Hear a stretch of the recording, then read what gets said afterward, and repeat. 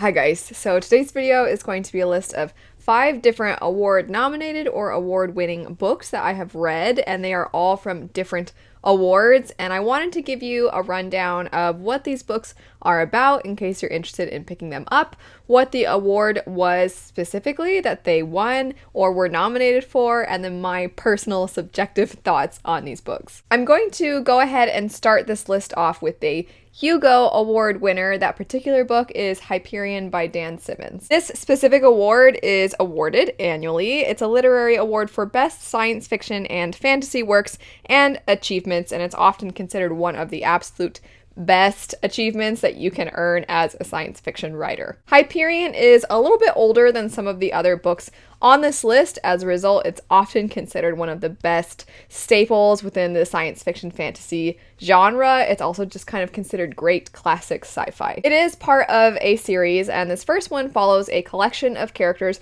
who are all headed to a specific place, and you find out as the book progresses each character's reason for going, and within each of those reasons, you kind of have each character get their own book, if you will. It's almost like a collection of short stories, and the thing that makes this stand out, especially from a writer perspective, is that Dan Simmons kind of takes on the skin of different genres for each of these. So for example, one of them is written in a very scientific manner where it's kind of like these journal entries and observations. Another one is more like an action-packed thriller, and so forth. Did Hyperion really do it for me? No. Unfortunately, I wasn't a big fan of this, but that's due to some very specific personal preferences. One, I rarely like collections of short stories, and like I said, that is heavily what this feels like in my opinion. Also, I found that as a result of that,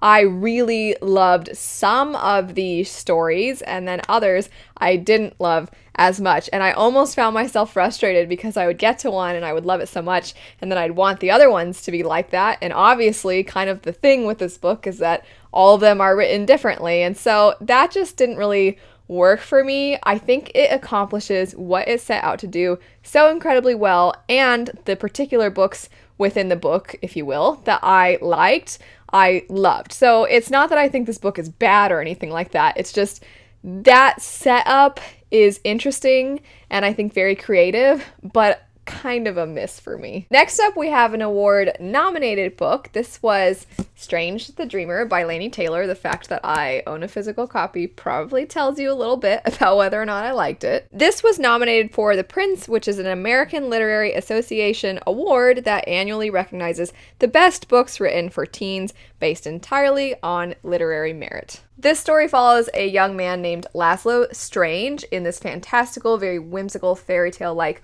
world, and he believes in this mythical place known as Weep. He believes it exists where everyone else tells him, no, Laszlo, it's not real. However, there's just something about this place that Laszlo cannot accept that it's not real, and he dedicates so much of his life to learning everything he can about Weep until one day he has the opportunity to find out if Weep is indeed mythical or real. You do have some other side characters, but you also have one other main perspective who, when you're first introduced to this character, it feels all of a sudden out of nowhere. It's very different from Laszlo, and it's a girl. Her name is Sarai, and she's blue. And then you slowly get to see how their two lives are intertwined through this perhaps mythical place. Depending on your reading tastes, you may or may not like that this book is extremely pretty in how it's written. I will admit, I usually prefer more direct writing styles, and I was not into this book for a very long time. I especially wasn't really sure how I felt about the writing style because it's a lot. It's very extra. However, some people eat that up. The more purple prose, the better. They love that. And I definitely think if you're that kind of a person, you will so enjoy the writing style. If you absolutely prefer a more straightforward writing style, that might drive you crazy. But what I will say is I ended up appreciating the writing style, one, because it is very beautiful, but more so because I think it represents the book. I think it represents that somewhat whimsical feel, and also this book has some extremely heavy topics and themes, and I think that this beautiful writing style was a way of not romanticizing it, but making it so that we could talk about these heavier themes without it just feeling like a giant bummer. I do want to mention a lot of people criticize this book for having a insta-love type romance, and I'll admit that while I don't think the love story is extremely well developed in this story,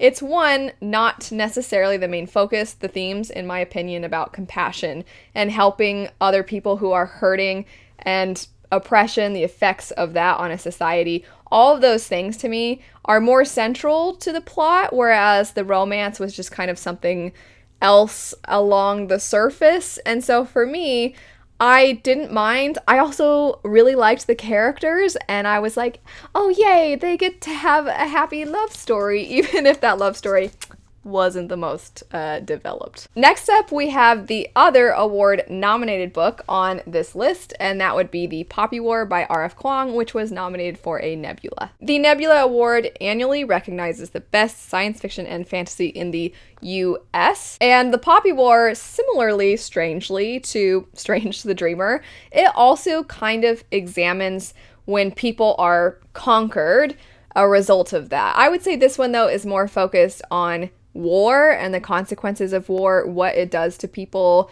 Is there really ever a possibility of people being entirely blameless? We kind of see that personified in our main character, Rin, who is a girl at the beginning of the story who just wants a better life for herself, and she thinks that she is going to get this if she is accepted into this very prestigious school which trains people for war. And so that is what Rin dedicates her time to. And then eventually there's this shift in the story where you actually see the consequences of war. And the Poppy War is heavily inspired by real events that took place in China, so it's historical fiction fantasy. A lot of times historical fiction fantasy is criticized for not being particularly accurate or not doing a good job representing a specific time or culture, and R.F. Kwang is the opposite. Many people praise her work for how accurate it is. Where Strange the Dreamer was about this very dark topic, very dark themes, but presented in a very beautiful way, The Poppy War is also about very dark things, but presented in a very raw way. This means that you will have very graphic, very violent scenes described to you in a lot of detail, and it doesn't necessarily start off that way, but there's a few parts in this book that are very difficult. If you're queasy, you might need to go in being aware that that's going to be coming. I think that R.F. Kwang definitely has a very gripping writing style. I think she definitely immediately creates an investment for the reader in Rin's story, but a downside for me is Rin is pretty much it with the story. It's not a story where you get a lot of different characters. You basically just are with her, and I started to find Rin a bit frustrating at times. If you don't dislike Rin, or if you're not as much of a character-driven reader, then you'll probably really like this book, especially if you are a historical fiction fantasy fan. Next up, we have a historical fiction story, All the Light We Cannot See by Anthony Doerr, and this particular one won the Pulitzer. The Pulitzer is actually an award for achievement in newspaper, magazine, journalism, literature, and musical composition. This particular story follows two individuals during World War II. We follow a young man named Werner who was essentially recruited into the Hitler Youth, and then we have a young girl from France who is blind. Her father was somebody who worked at a museum, and he has been charged with protecting something from the museum that they feel they're worried will be taken with the Nazi occupation. Marie and her father are removed from their homes. They have to flee, and you kind of see the difficulties of that on them, the trials that causes. And then, of course, with Werner, he wasn't actually somebody who was a terrible young boy. He was just somebody who was a child and was put in this position, and then you kind of see what happens next. And the book is actually broken up into two separate timelines. You go sometimes following these two individuals for a while in chronological order, and then all of a sudden you'll get an event that's present day, it's the middle of something very intense, and then you go back, and they slowly start to come together. In my opinion, the writing in this book was absolutely phenomenal. I do think that it is a very good combination of being somewhat direct and somewhat stunning. I think that there was just the right amount to please people who like both kinds of writing. I also felt that the author had this amazing way of making you feel that these were very real characters. And when he describes what it's like for the girl to be blind, it's so vivid, and just the way you're able to kind of be in her head and feel as she feels.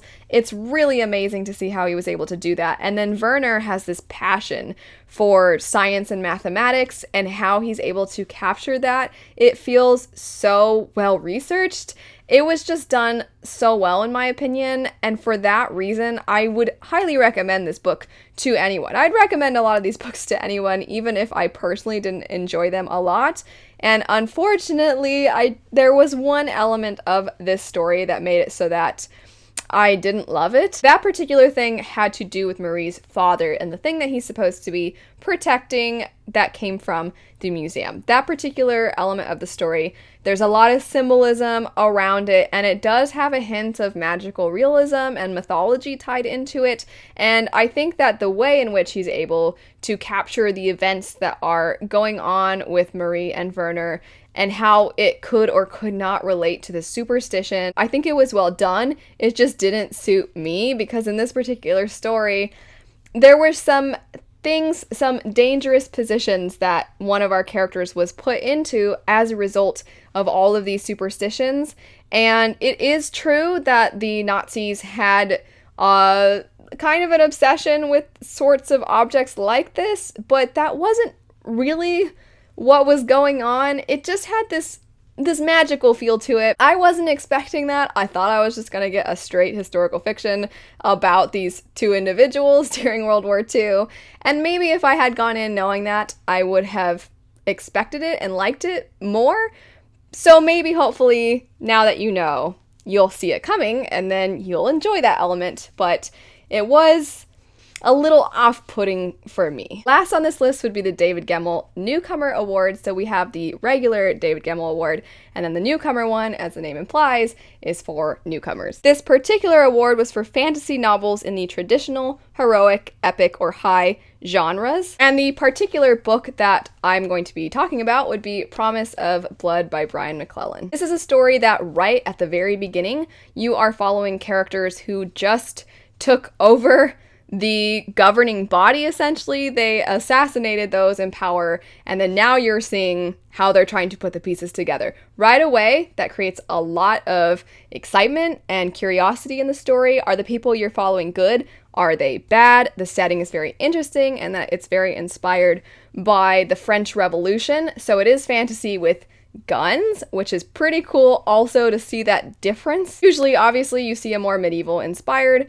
type of setting, so to have something that's a little bit further along in the progression of weapons and technology, that just in and of itself definitely makes this book stand out. There was nothing about this particular book that I really hated or anything. It just didn't quite click for me. It had all of the ingredients, but the end result just didn't really fit my taste buds. That's a really silly analogy, but that's kind of the best way I can explain it. There are so many moments that I feel like the author did a good job of having me intrigued, but then I just didn't, in the end, really care. I think this comes down to setup. I found that I did care about the characters, but I was given just enough to care about them, and then we progressed forward, and I don't feel that they reflected back on things as often as I would have liked, which made me feel like there was some distance. And then also, sometimes I felt like with the magic, which does have to revolve around weapons and everything, it's actually a really cool magic system, but sometimes I felt like the stakes were not as high because every now and then the rules and limitations of the magic system, they're there, but they're not really elaborated on until they actually come into play. And so I didn't really feel like the stakes were that high because I would find out just while it was happening, oh, this is also a thing that can happen. It made me feel less worried about the characters, because if bad things can happen quickly, then I also feel like solutions can happen kind of quickly. Sometimes that occurred. I mean, we have characters suffering pretty intense injuries and then are just out and about quickly after. I'm going to have a poll pop up over here and you can vote on your favorite book that was listed on this list. But anyway, thanks so much for watching. Let me know what some of your favorite award-winning books or award-nominated books are. I hope you have a great rest of your day, and I'll see you guys later. Bye.